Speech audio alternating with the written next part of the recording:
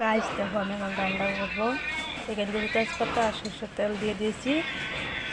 তারপরে তেলটা গরম হলে দিয়ে দেবো গোটা জিরে দিয়ে দিলাম। গোটা জিরে তারপরে এটা নেড়ে দেখি। তারপরে দেবো পেঁয়াজ কুচি,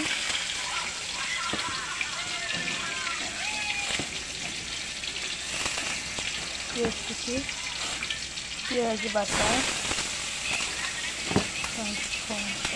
তারপরে দেবো আদা বাটা, রসাই বাটা মেখে রাখবো।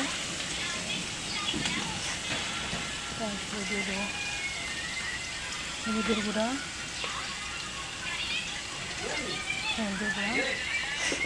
দিয়ে দেবো।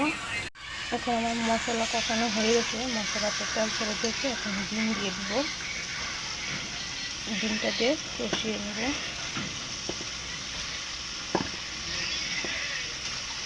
ডিমটাকে কষিয়ে নেই, দেখতে পাচ্ছি কিছুটা কালার হয়েছে। তারপরে দিয়ে দেবো আলু অ্যাড করবো।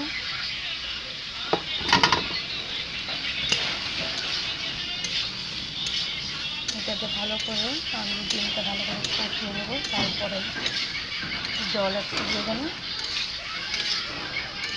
মশলাটা ভালো করে মিলিয়ে নেব।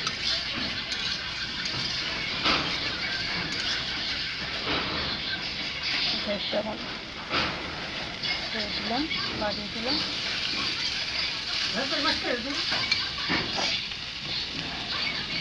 ডিমের ঝোল রেডি, এখন আমরা খাবো। দেখতে তো খাবো গাছ, ডিমের ঝোল, শুধু ডিমের ঝোল দিয়েই খাবে। আর এটা খাচ্ছে,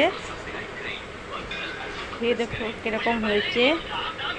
ডিমের ঝোল আর কিছু বানাই না, খালি নর্মাল ডিমের ঝোলই বানাইছি।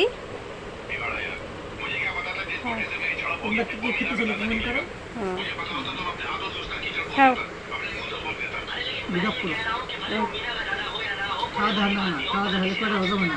আর খাও না তুমি,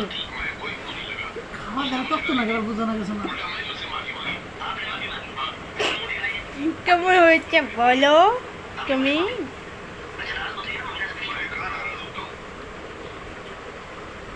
কেমন হয়েছে কও?